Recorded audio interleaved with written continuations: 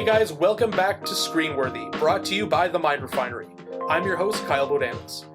This week we're talking about the strange film industry phenomenon of the director's cut. We're going to get into the upcoming Zack Snyder Justice League recut for HBO Max, and then dive into some of cinema's most infamous director's cuts and attempt to answer the age-old question, are they an artistic necessity, self-indulgent tripe, or studio cash grab?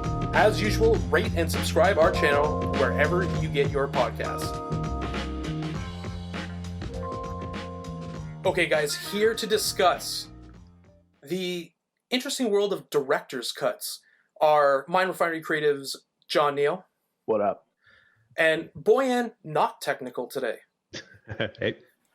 Okay guys, what kind of precipitated this whole conversation was the announcement that the incomparable Zack Snyder is doing a director's cut of Justice League, which apparently is supposed to make it better, and that we are seeing that this will be an unvarnished version.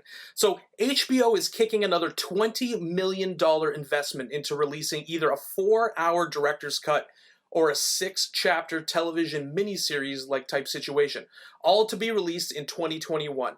So what was our initial thoughts to this? Like, I kind of want to use this to frame our discussion in that, you know, asking the key questions: can a studio fuck up an otherwise good movie in the cutting room, or are they intervene, or can they also intervene in a director's megalomania? What do we think about this? Go ahead, Boyan. Well, I mean, yeah, obviously there's been plenty of recorded instances of studios just making completely, bad calls that are purely based on, statistics and accounting, and then just completely destroying films. And some of the films that we're going to talk about cover that. I don't know if there's as many cases of studios and networks actually saving a film. But in terms of Zack Snyder and Justice League, I don't know how to feel about this. I want to give him a chance. I want to see that maybe this could be improved. I don't think it can be improved. I think the core characters and decisions that were made in the storyline of that film can't change so drastically, and having more expanded upon it I don't think it can improve the movie drastically from what it is.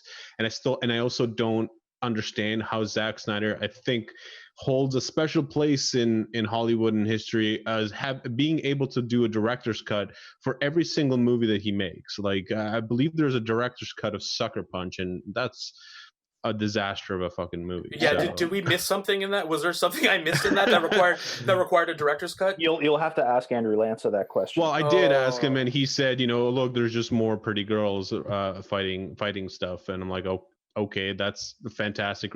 So I just don't know what kind of a relationship he has with studios where they can be like, yeah, sure, make a director's cut. Like maybe every time he does make one, it still makes them a bunch more money, so they don't care what he does.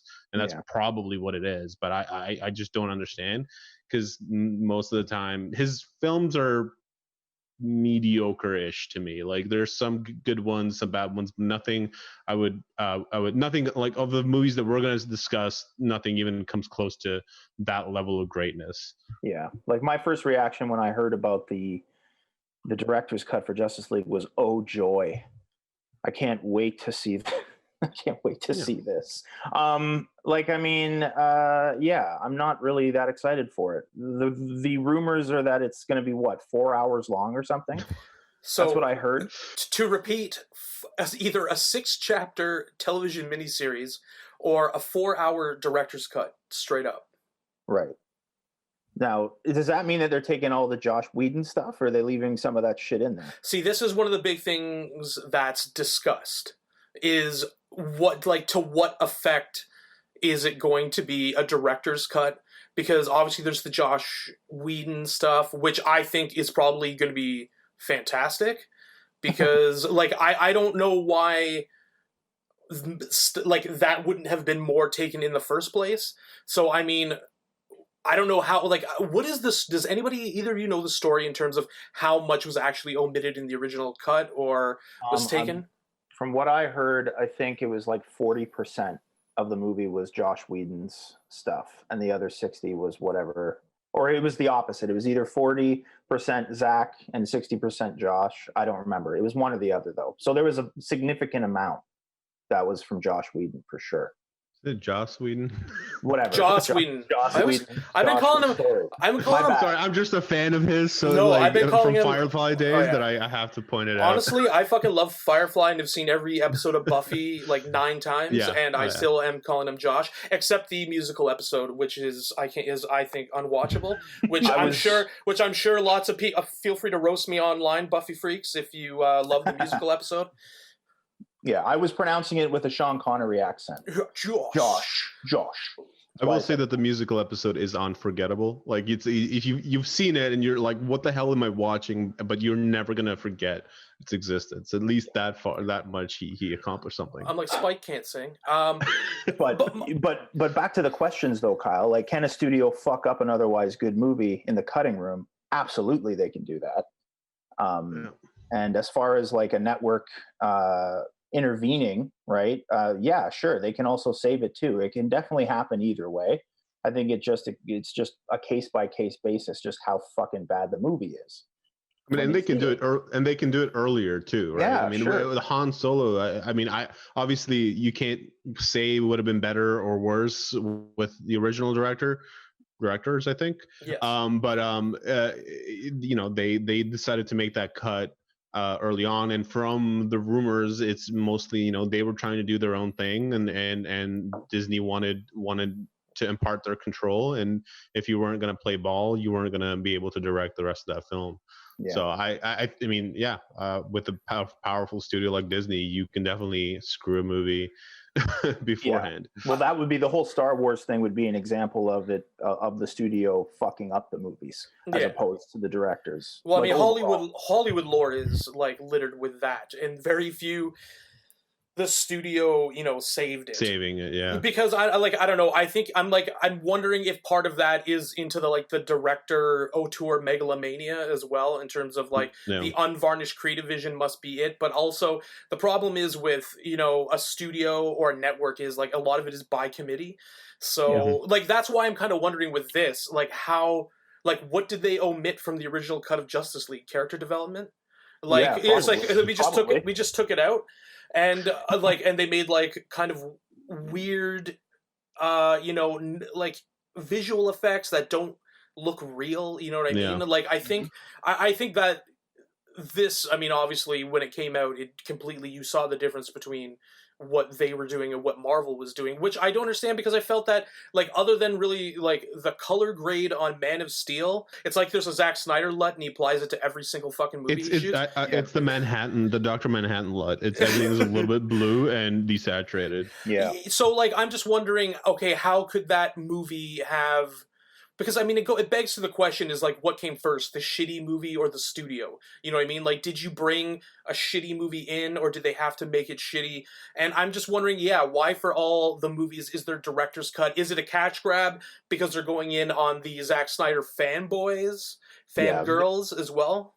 Yeah. Sorry, John. Go ahead. This version, I think, is mostly just for the cash grab, and I only say that because if it wasn't for the fans backing this and pushing so hard for this, I don't think it would have happened. Until the studio saw the potential to make money on this, then they were like, okay, let's just fucking do this and put it on HBO Max, because we'll just get a ton of subscribers that way, just that want to see this. And they got to boost up HBO Max as well. Yeah. Mm-hmm. Right. But isn't it I mean, it could also be just a last attempt to save the whole DC, cinematic universe. I mean, I guess.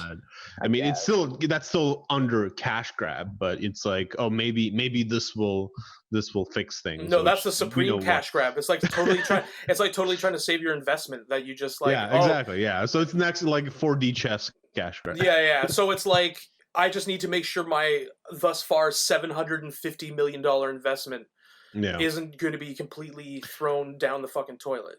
Yeah, but but there's also no reason to suspect this is going to be any good either. I mean, based on what we saw with Batman versus Superman, that movie was awful. So, and it was better than Justice League. So I don't really know what else they could be adding that would improve the film, that would give them reason to go back and make changes just to make the art better. But like, I don't know. It Yeah. just, I think it's mostly just for a cash grab. I also wouldn't have made it longer. I would have made it fucking Yeah. shorter. If anything, it needs hour. more cutting. Yeah, I it wasn't needs, like, I wasn't like I need to see more of this in order to grip the story properly. Like, no. Yeah. so I want to move on to kind of what our litmus test movies are. So, I mean, we're going to be asking three. We're kind of going to be diagnosing these as very specific things. Are these films self-indulgent filmmaker megalomania, studio money grab, or studio fucked up an otherwise good film? I think let the debate continue. Mhm. So first, we're going to talk about the the holy grail of director's cuts, fucking Blade Runner. Yeah. Mhm. So obviously, there's the original Blade Runner, which had the voiceover, absolutely kind of ridiculous, and not by kind of I mean excessively. And then changing the cuts from from the original voiceover with the weird Hollywood type ending to the director's cut, which I feel is far superior. I mean, what do we think? Do you think this is? What do we think about this? Well, this is like the birth of the director's cut, right? Blade Runner is pretty much the patient zero for director's cuts. Like the final cut, like the fourth cut that they did of it, the final cut, the one that Ridley was happiest with, that cut's incredible.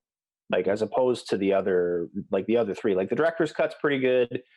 The original theatrical release is honestly almost unwatchable because of that voiceover. Yeah. It's so distracting, and it completely kills the tone and the atmosphere of that movie because it sounds like some I don't know, like some very corny. It's a different movie. It's a completely different movie. It's a totally different movie, and it doesn't really add anything to the film. It takes away from what its original intention was with that. Yeah.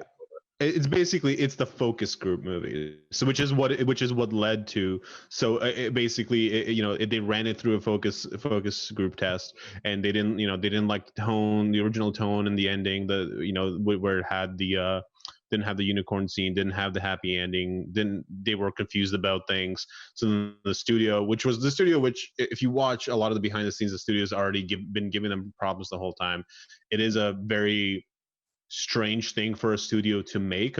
It's a risky venture that's costing them a ton of money anyways. So they're just, the studios they get cold feet, and they rarely, especially Ridley Scott was a very experienced director at the time, having done thousands of commercials beforehand, and I believe films as well. Well, it wasn't his first. Alien. So that was already a big sci-fi flick, but he wasn't proven enough, where he could just they have absolute trust in him financially. But like so you understand why. But historically, studios, they understand when there's a formula, they trust the formula, they have comfort in it. When something goes outside of it, especially when they're putting tons of money, understandably in some sense, they'll get cold feet. So this is where this version came from. And I think they might have been, I mean, it's a toss up, I believe, where they might have shot themselves in the foot for making it more successful at the beginning, where at the beginning, when it was released, it was basically a failure, and over time it became a hit. Or maybe they were right, maybe audiences too weren't ready. Maybe even if Ridley released his cut in the very beginning as a theatrical cut, it might have been a thing where it would have been a failure even then, and still would have taken years to become recognized for what it is now. Yeah, as opposed to the other three films on our list here that we'll get to, this one is kind of interesting because yes, it may or may not have been successful regardless. In 1982, when it first came out, it was up against films like E.T. and John Carpenter's The Thing and a bunch of other amazing revolutionary films that were coming out at that time. And it was definitely ahead of its time, to the point where the financiers of the film didn't really understand what it was supposed to be. No. And if you watch the documentary Dangerous Days about the making of Blade Runner, that's very obvious. The editor of the film says they didn't know what it was about. They didn't know. It was ahead of its time. It's the first cyberpunk movie ever made. you know. And for the most part, given all the crazy films that were being made at that time, things just didn't line up, and they didn't, you know, really do it properly the first time around. And there was a number of factors that contributed to that. And 25 years later, they finally got it right and let Ridley get his cut. So I think I'm just the reason. I mean, obviously at this point, you know, you have directors like you were mentioning, John Carpenter. You know, just the thing. Like, you're creating new cinematic language for people to understand at this point. My thing is with, like, for example, the unicorn scene. It's massive symbolism, but I think necessary and not overwrought. So, but I mean, at this point, you already have filmmakers like Stanley Kubrick regularly, you know, putting out weird shit.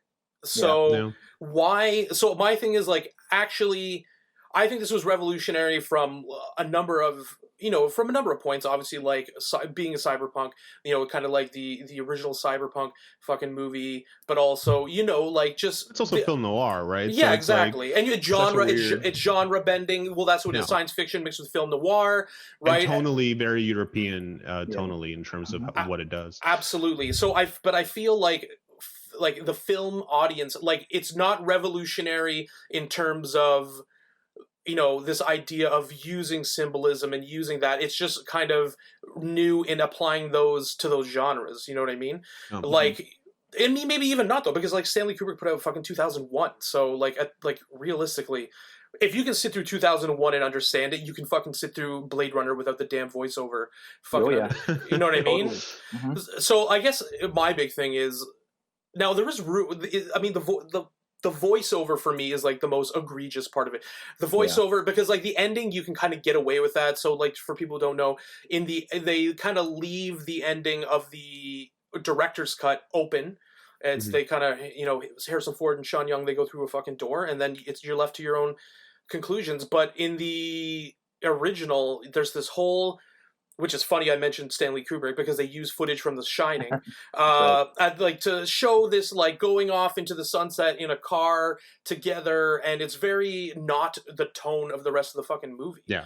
And it doesn't look like the rest of the movie. It's a complete visual departure from everything that they established in the film. And well, this tends to happen when you're using footage from another movie. It's like when you it's like you know, it's if you were looking at this like a detective, it stinks of basically some Hollywood accountant making a editing choice.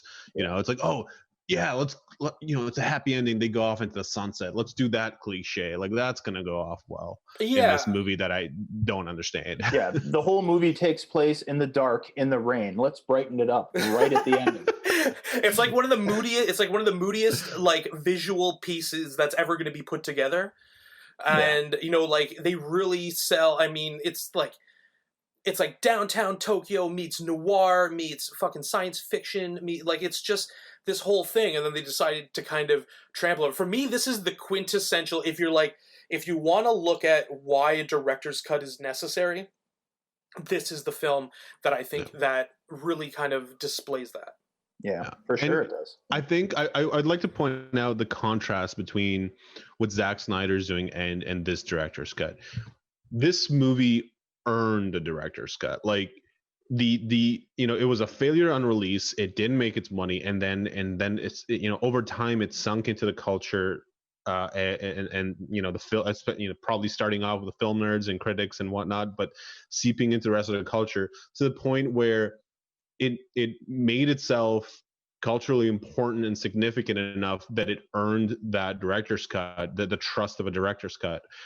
Zack Snyder's director's cut are, I want a director's cut. Like, I want to do this and I want to add more stuff. And I can't handle, you know, killing my baby, as I believe is the saying of you know, when you're in the editing room and you have to like get rid of scenes that you might love, but they don't serve the story. And I think Zack Snyder might, as a filmmaker, might have extreme difficulty doing that, and his movies tend to need more of that, need to have more cutting and more editing and more things taken out to be better. So he it's more like megalomania driven, I believe, with his a situation, whereas the movie and its audience and its growth of Blade Runner is what drives the need for something better. And I remember me and Boyan and I think Omar Morrison, another Mind Refinery creative, and another good friend of ours, Jack Chen, cinematographer. We went to see the final cut at the AVX theater when they re-released it. I forget if it was a 30th anniversary or 25th anniversary or something like that. Yeah, I think it was in time with the new Blade Runner, like before the release. And so the final cut in AVX, it was unbelievable. Just as a movie-going theater experience, there's really nothing like it, and like it's a totally different movie than the first cut that they did, and like the sound, the music, like the atmosphere of that movie is probably the biggest takeaway from all these other cuts that they released, and specifically with the final cut. And that's obviously something that Denis Villeneuve carried over very well with the sequel, was just the atmosphere of the first movie, and all those subsequent director's cuts for Blade Runner certainly helped in that regard. And in contrast with a lot of movies, its special effects aged like a fine wine. Like they just look amazing even now. Yeah. I mean, it's practical effects most of the time, but nothing on screen seems to stand apart as unreal or fake or whatever. Well, I think aged.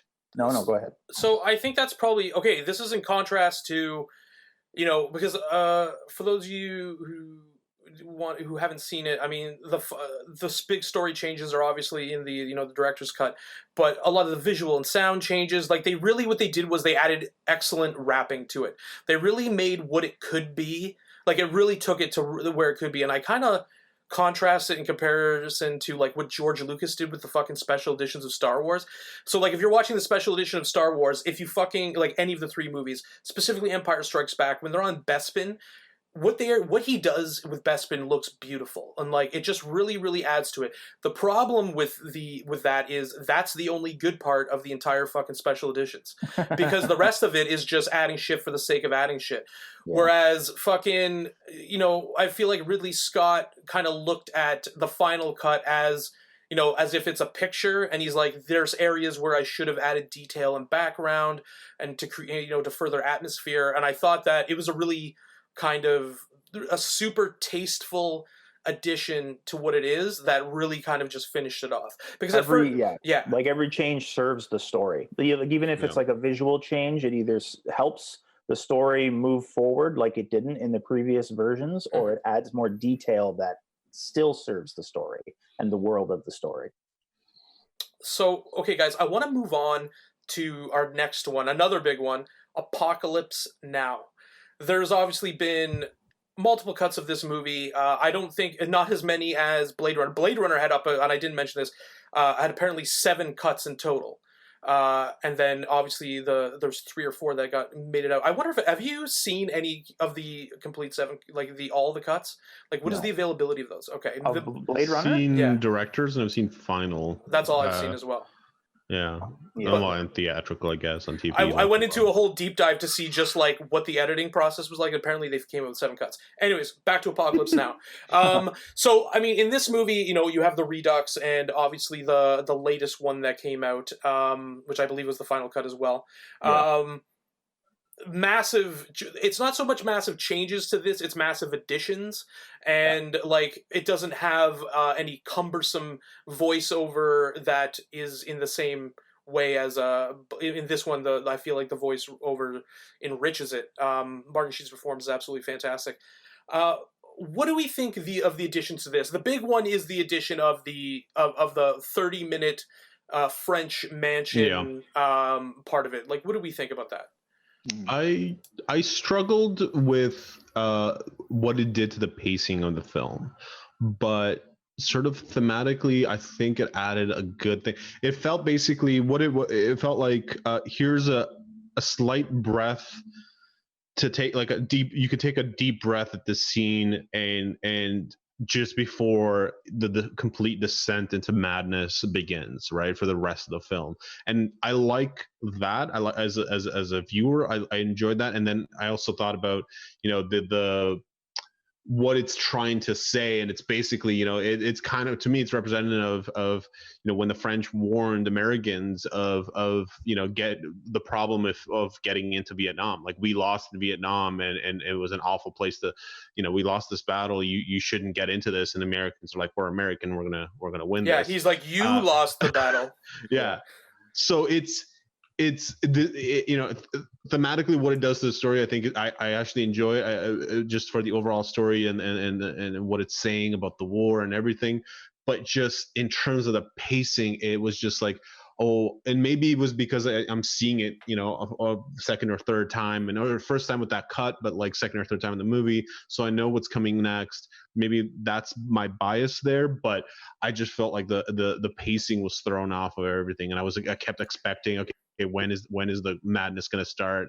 And they're just talking a lot, and this is not important. And then later on, I found some importance in it, but yeah, like, it's such a monster of a movie, Apocalypse Now. Like, it's just so, you know, 4 years to shoot the damn thing. And I mean, you know, just all these different versions. Like, I think generally each cut sort of does drag a little bit, irregardless of the changes that were made. It's it's not necessarily a slow movie, but there's a lot going on, and it's very stretched out because it's a long movie. It's like a 3-hour movie, I think, regardless of which cut it is. But I think the final cut, I think me and you talked about this, Kyle. The one big change I noticed, the big scene they took out of the final cut was when they come across the helicopter with the Playboy bunnies. Oh, yeah. Right, that scene was removed completely from the final cut.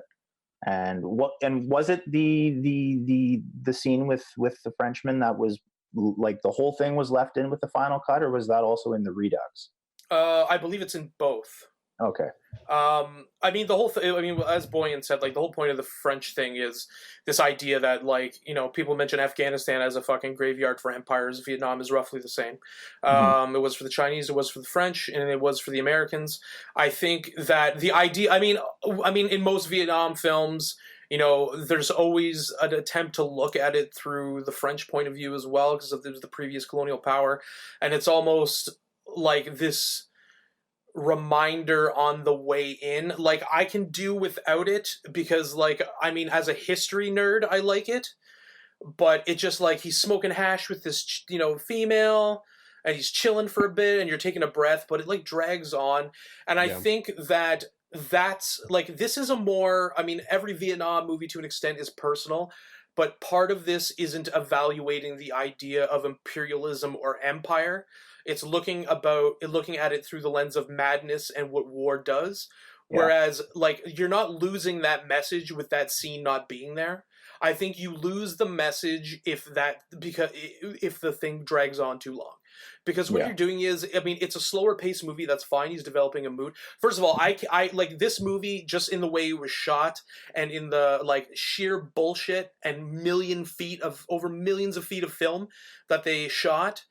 Like, I can't see how it didn't have to go through multiple cuts, and, like, I can't even believe the studio really signed on for it, to be honest with you. Well, they wouldn't be doing it today. 100%. No. Even with fucking Coppola and Milius, like, people of that fucking standard, you know, doing it. But, you know, I don't think that I don't think retreading the French colonial experience as a warning for the American colonial experience is relevant to this particular story, because this is about Kurtz and you know, this is about finding Kurtz and fucking dealing with this guy who's a fucking renegade. But it's like, of course he's a renegade, because this is what war does, right? And I don't especially that war. Yes, 100%, right? So I mean, we talked a lot about this, you know, Coburn and I were doing when we were doing Defy Bloods. It's you know, it's different stories. There, they, you know, in that film, they had to go into a little bit of the French colonial situation. But with this, I don't think this is enriched by it. I am glad that they took out some stuff too, though, because, like, that for me, that's an issue.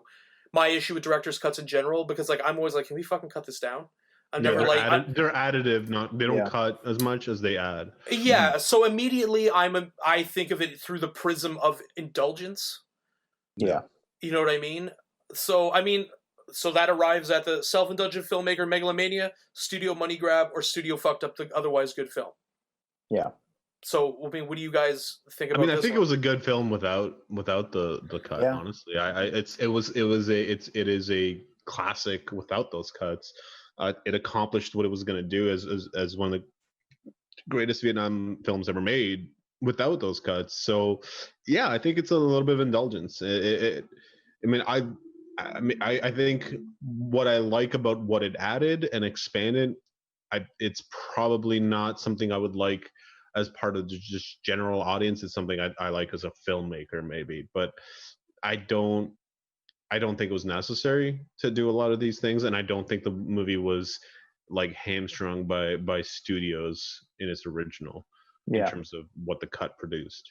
Like I tend to agree. It's probably one of the more unnecessary cuts, but at the same time, it doesn't necessarily it doesn't make it worse, and it doesn't Exactly, yeah. and it doesn't really make it better necessarily. It feels honestly about the same. Like there's little differences here and there, but I mean, for the most part, it's just an incredible movie with each cut. To be honest, Yeah.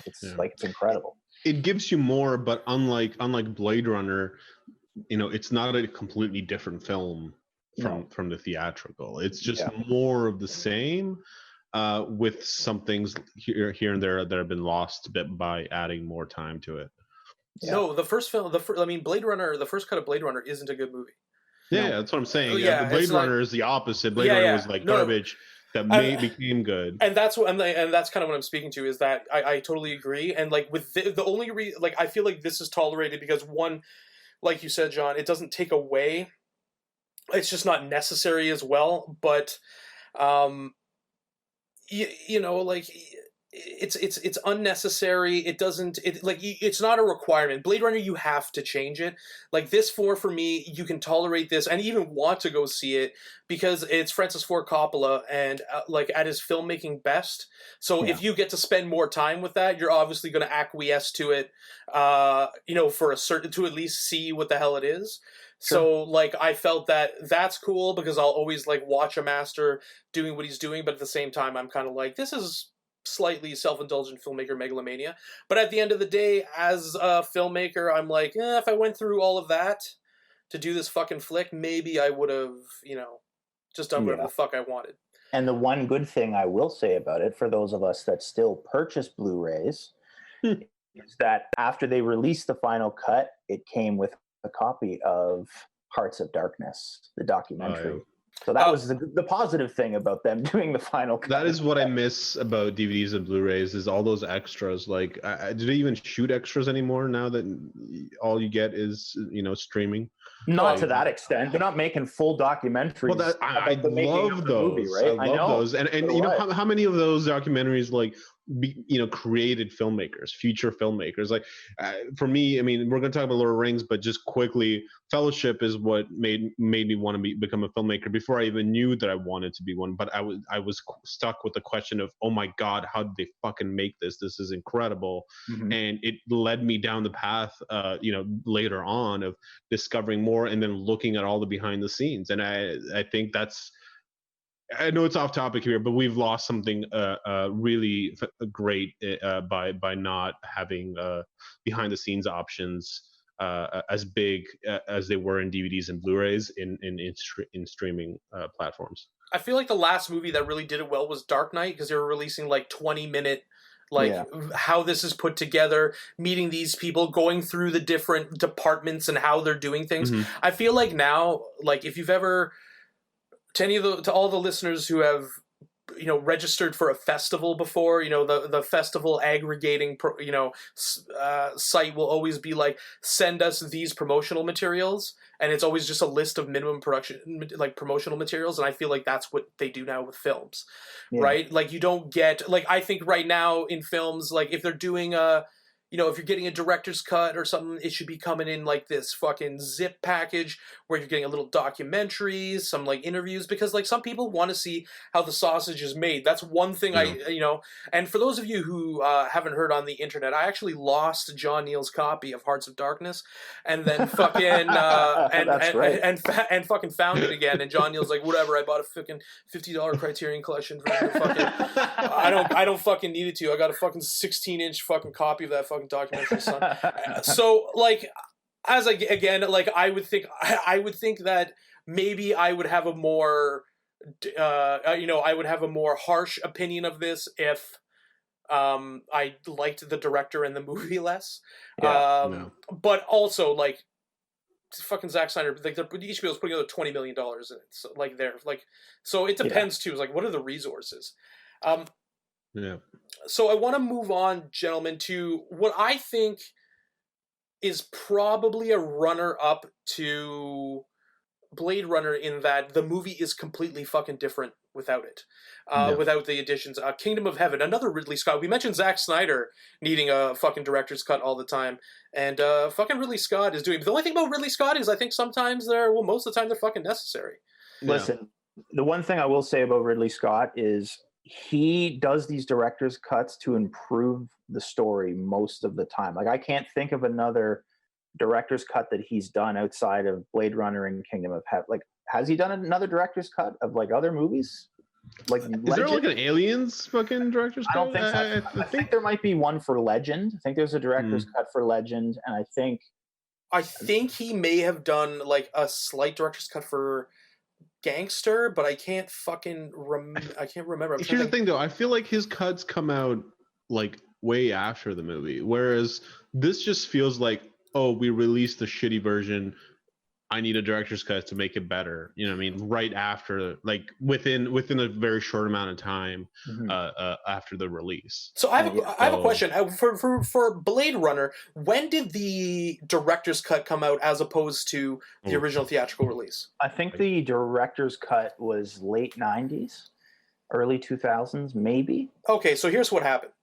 Ridley Scott is like, I'm celebrating my 50 whatever birthday, and he's like, wow, I'm going to be shedding my immortal coil not soon. He's like, it will make me fucking sick if I know that people are watching the original Blade Runner after I'm dead. People are going to be like, this schmuck wanted the voiceover, and he's going to be like, no. And like, that's where I think he just got so grumpy about it. He's like, fuck it, we're going to do it again. And then he kind of realized, I think what happened with Kingdom. It's a 6-year difference. It's a 6-year difference. I'm looking at it right now. 92 and 86. Oh, it was. Well, Blade Runner came out in 82. Yeah. So sorry. 82. Yeah. So even more. That's pretty. So that's a pretty significant. And that's just the first director's cut. That's not even the final. Yeah. Right. Which is like 2000 something. So, I mean, you see this with musicians too, like, like fucking Jimmy Page remastering most of Led Zeppelin's catalog and stuff like that. There's an idea that you want to preserve, the creative stuff that you've been put together. But I feel like with Kingdom of Heaven, this is another one where especially the story is completely fucking different. I think with Blade Runner, it's a different movie and a different feel, but this one, it's a completely different story as well. Yeah. Like, not only does it add more context to the characters, like one example, and it's a small example, like there's a million examples like this in the movie, but at the beginning of the movie, when Orlando Bloom's wife commits suicide, and the priest, who's played by Michael Sheen. Yeah, Michael Sheen, pardon me. He's Orlando Bloom's brother. Yes. In the director's cut, and we don't know that in the theatrical cut because they don't go into those details, and it sort of completely changes the whole way you look at that relationship in the director's cut. Because familiarity breeds contempt, and you don't understand why this priest has so much contempt for Balian. Yeah, it's like, why the fuck is he's just throwing this in his face constantly? What the fuck is he saying all this shit to him for? Right? And then the director's cut, you're like, oh, that's why.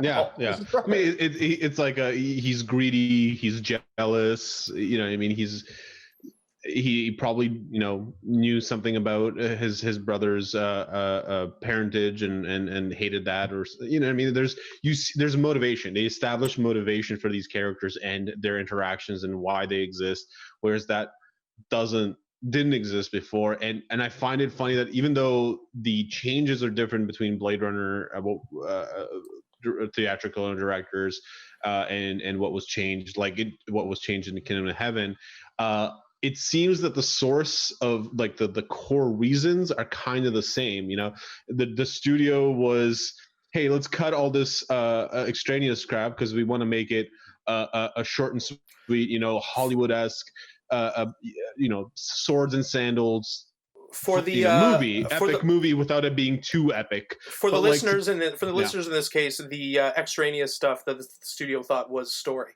Continue. Yeah, it was story and character. It's the core of it's the heart of the thing. Just get to the part where they're fighting each other. That's what we want to see. Like this is, it's on. Like you can't defend that. It's ridiculous to do that. And this is a movie that I think if it was released as what the final cut is or director's cut is, it would have instantly stood amongst the great sword and sandal movies of all time. But it got right. I mean, I don't know what its perception is now with this director's cut.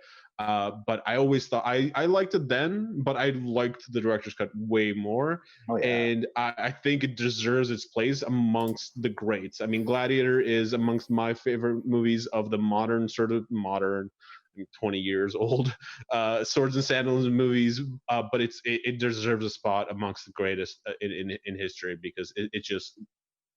Yeah, it is a great movie. Even Orlando Bloom's performance, when you have that character motivation and background and story added in, even his performance suddenly in that context becomes a lot better. And that's one of the most maligned parts of that film is his performance was a low point for a lot of people, but when you add this stuff in, it actually makes so much more sense. I think he did a great job. I think with the brother thing, first of all, how much did that reasonably cut from a time standpoint? You could establish he's his brother in 3 sentences. Yeah. Like I can figure out 3 sentences to fucking pitch somewhere else. Also, there's the priest in in Jerusalem, and like you can draw parallels between that priest and his brother, and like it questions the family lineage, as you said, and it's like all these different things that kind of put a nice bow around those, as you said, motivations. Well, there's another brother. Sorry to interrupt. There's another brother story I think you're missing that it also adds to this. That's really good. Jamie Lannister is the nephew. Nephew, right? So it's so and he killed what's his name? Kills his nephew. Because his brother is the lord of that land, and he's jealous of his younger brother getting all this glory and land because younger brothers never inherited anything. Forgot about the fucking. And that's Jamie a whole Lannister. Subtext in that.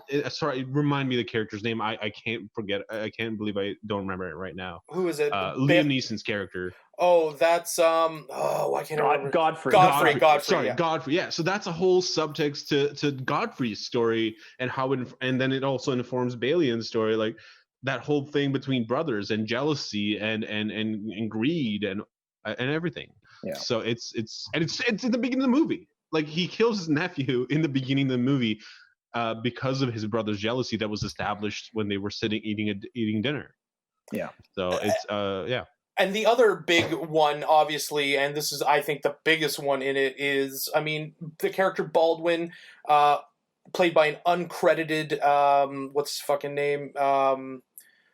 Ed Norton, yeah. Ed Norton, played with Ed Norton. Why can't I remember shit today? Played Ed Norton, which was a fantastic performance. Amazing. A fantastic performance. His nephew, Sabella's son, she discovers has leprosy. Yeah. And this is that was also really well done, and it was really well done because it he talks because there is this discussion about in something which really looks at religion, and Baldwin is like, hey, like they say this is God's vengeance on our decadent kingdom and this kind of stuff, and like him being a leper is central, and for Sibylla it's a tragedy. And when she in this she has a kid which you don't even see in the regular cut, and that kid she finds out gets leprosy, and she ends up killing him. So which he doesn't suffer. which is such an incredible part of her story, like as a character, like that she does this, she makes this awful, but somehow you understand it's explained, like you understand where her motivation comes from. She's watched her brother grow up with this and suffer with leprosy her whole life, and she doesn't want that for her son, so she does what in a weird way she does the best thing that a mother could do for her son. It's kind of fucked up logic, but it works, and it's such an incredible part of her character, and it also explains a little bit of her development at the very end, where she decides not to be a queen even though she has all these other lands and titles. Mm-hmm. So it's yeah, I can't believe, yeah, it's there's so much important. It's like let's rip out all the most important stuff. Yeah, that motivates everything about these characters. Yeah, the director's cut is it's just so much better, in my opinion, than the original cut. Just because you just understand everything so much more. The character motivations make sense. The performances are improved as a result of that context.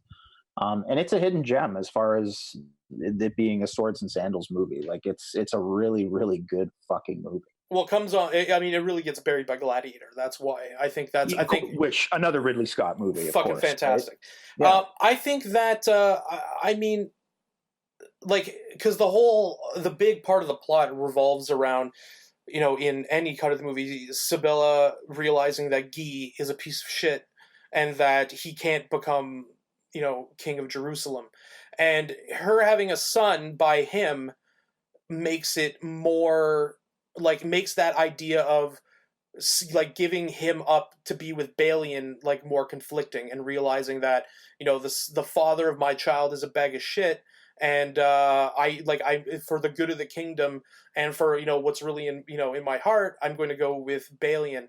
And like, it misses that. Like, you're missing so much. You're missing complexity at that point. Yeah. And I think that taking that stuff out, it feels super, like the film feels super disjointed. I love it. I also think I love it because like, I'm the kind of guy who will read a 1,300 page book on the Crusades.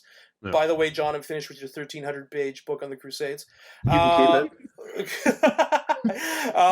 So, like, you know what I mean? So I'm inclined to enjoy it no matter what. But from when people are like, yo, I don't like the original cut, I'm like, I completely understand why you don't like the original cut, because it feels like shit is missing. And it's like, who is this guy? Why do we care about it? Who is this queen who doesn't have much character development? You know what I mean? Like, and also the son kind of frames her, it says something about her relationship with her brother. And it just, what it does is, I think it wastes what could have been a fucking awesome movie. The other thing that it does too is, even though it may not be by much, it's also more historically accurate, the director's cut. It is. It's 100% is. Mm-hmm. They talk about it in that 1,300 page book about the Crusades. They fucking so like, that's because this happened, and and I think that there was there was like a general fear of leprosy back then anyways, because like, I mean, it's kind of just a terrifying disease, especially when you're in a time where you can't understand it. I did want to point, since you're pointing out history, I have to point out that something that both the theatrical and the director's cut accomplished, I don't know if it's in a time where it could have been risky to be biased in these movies, or if it was risky and they accomplished it nonetheless, was the whole, the Christians are not the good guys. The Muslims are not the good guys. None of them are the good guys. None of them are the bad guys. I mean, it's our characters. Our character can be, be our protagonist, but the sides of the story are, there's balance and grayness in both sides of the story. And I have to just point out that the actors and the characterization of Saladin or Salah ad-Din is incredible. Like, I think that in both versions of the movie, it's an incredible characterization and story and performance of how it was done, and it was done, and it kind of put the whole context of everything else of the general conflict in a great sort of, in a much better understanding, where Hollywood can be in these situations, can go fall along the lines of bigotry and racism that falls back into ancient times when it comes to Absolutely. the Crusades. Yeah. So I I have to give them an applause for handling that so really well, and for Ridley Scott for handling that so well. Well, I think that's a good point because I mean, Balian and Saladin just represent are honorable people who are representing two bloodthirsty sides, right? Yeah. And in the case of the Crusades, the Christians definitely struck first, and from a brutality standpoint. Yeah. But what you see is that there's wheels of politics behind all this situation, and Saladin, despite being of one of the most successful Muslim military leaders of all time, there are people behind him who said, "You promised that this is going to happen, and if you don't do it, Yeah. you can go." And Right? you see, I love that you see the same reflection on both sides of the same types of characters. Guy de Lusion and is on the Christian side to what I can't remember the character's name. There's one guy on the Muslim side that is that same. We want war. You promised us revenge, and we want war. And basically, there's an underlying subtext of like, if you don't give us this war, we're gonna start it ourselves. Kind of like how the Christians ended up doing. Yeah. And then Alexander Siddiq, who plays Imad, is the Balian of that side, basically. Yeah. Whereas Saladin is Edward Norton's counterpart in terms of this like wiser elder leader who's trying to keep this whole thing. He understands the war is inevitable, but he's kind of trying to keep the peace as well. Yeah. So to kind of put a bow on this one, I think we can all agree that this is studio fucked up an otherwise good film. Yes, definitely. And the director's cut was warranted, 100%. Absolutely, 100%. I'd love to see a re-release in the theaters, honestly. Or I would go. 100%. Yeah, I'd be there. I mean, so I want to look at Lord of the Rings. This one is contentious because I've heard people be like, why the fuck did they add more time to this movie?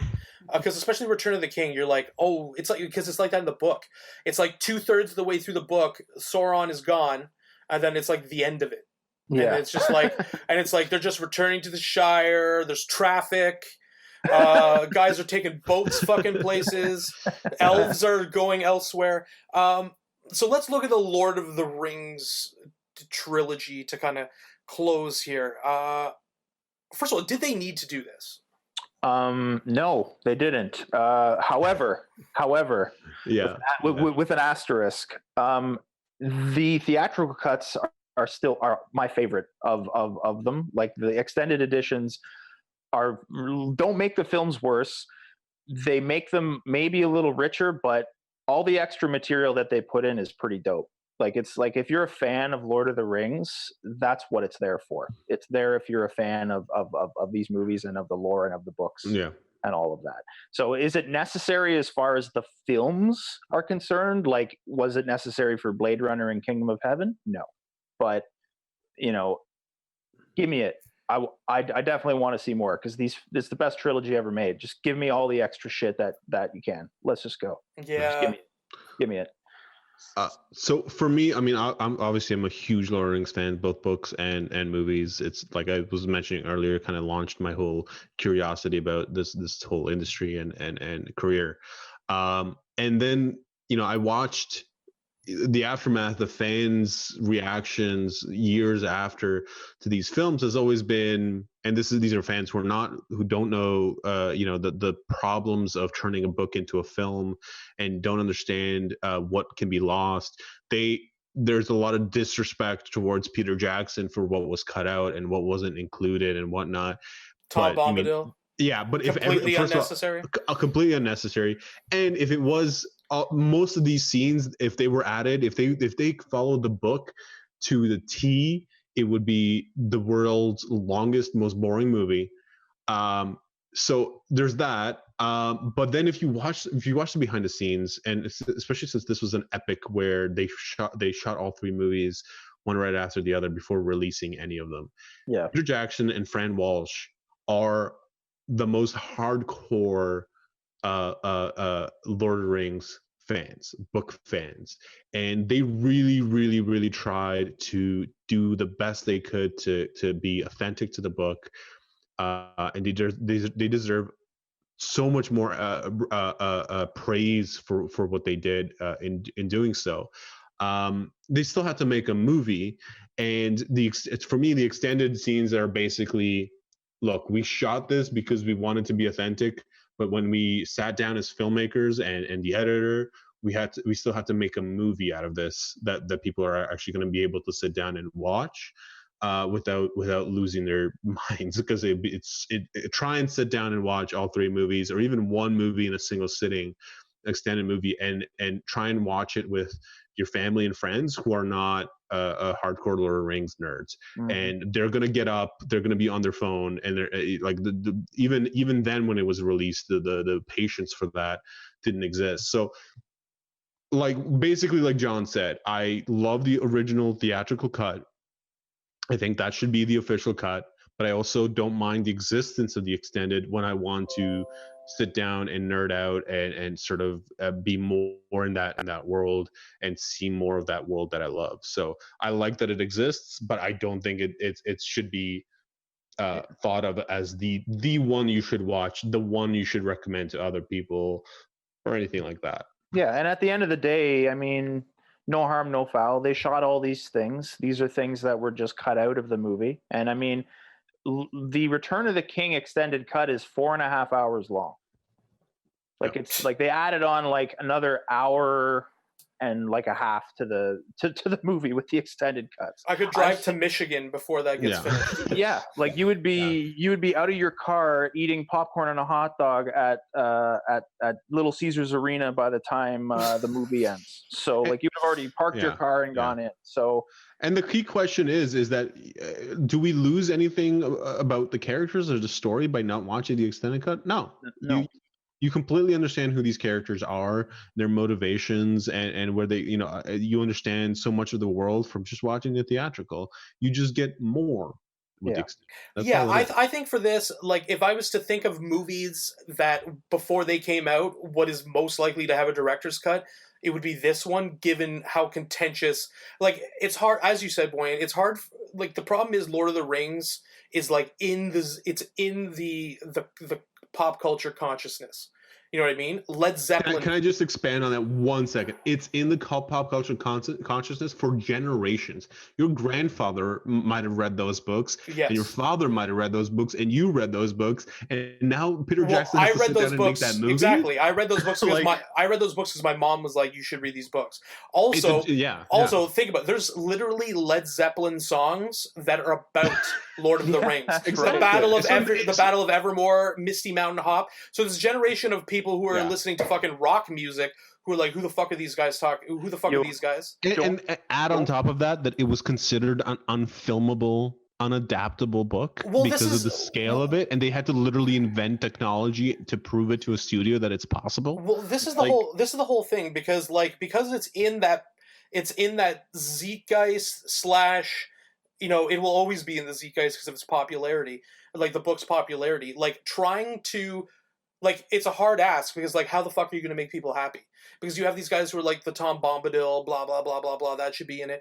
But even though it shouldn't fucking be in it, it's like, why is this in the book in the first place? I could have just ripped those fucking pages out.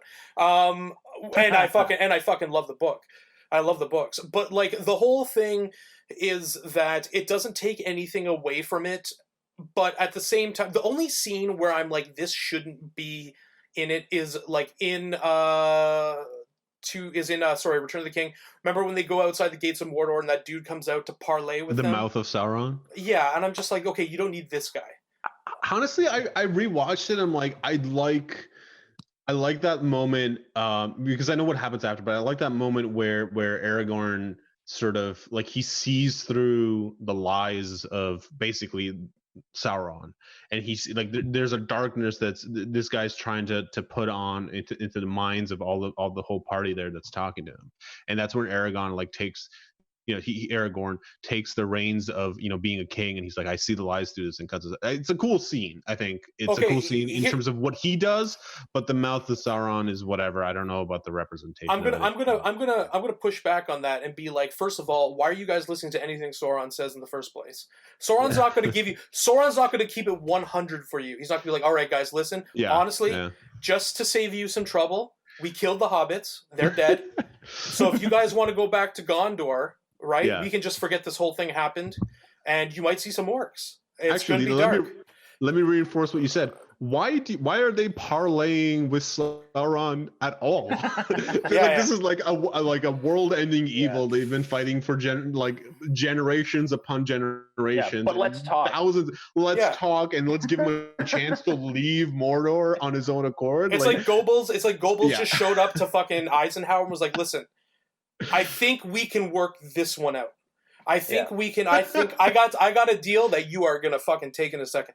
I know. It's like, and also I also didn't think that like that performance of that dude was particularly good. But like there's some nice character. You know what I think in a film like this where it's super good. I mean, it's obviously I agree the best trilogy of all time. I fucking challenge anybody to fucking name a better trilogy. Ooh, Star Wars fans are gonna fucking murder you. That's fucking. Listen, hold on a second here. The quality of those 3 fucking movies, Lord of the Rings. Listen, I love Star Wars. Okay, I'll fucking go to bat for Star Wars, and anybody who wants to like fucking get on Twitter and talk about this and that, I will go at them 100%, and I'll fucking kill them. And I will say this: like those 3 movies are of a higher quality. Like Empire, I think, is better than any of those 6 movies we're talking about, original trilogy. That Empire is incredible. I love it, but like.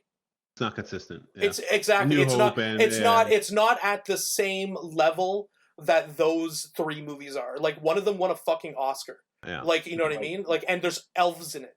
They shot all 3 in the same span of time without releasing. So that's the part that is unprecedented. Like I don't know if that's ever been done before for something that big, and that's. So this is why rarely will I ever praise. Sorry, one second. Rarely will I ever praise a studio, but the balls on was it New Line Cinema? I think.